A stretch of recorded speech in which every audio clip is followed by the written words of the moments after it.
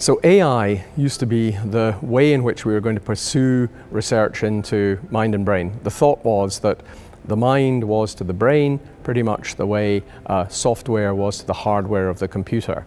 The only difference being that we were wetware instead of mere hardware. But somehow that was the predominant metaphor. And when I was a student of cognitive science in Edinburgh in the late 80s, that was the thinking.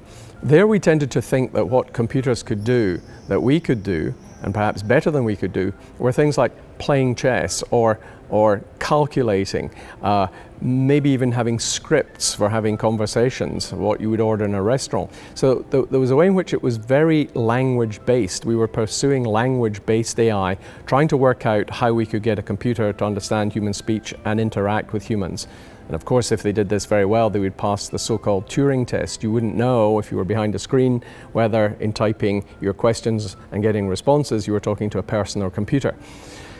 But that eventually fell out of favor, mainly because people thought, well, the really clever things that we can do are not things like playing chess or adding up numbers or figuring out some complicated reasoning. The clever things we can do are walking, making a cup of coffee, catching a ball. These were things that robots found very difficult to do. And what's happened now is a new way of thinking about the relationship between the body and cognition or mind and the abilities we have, and robots and the abilities that they might have.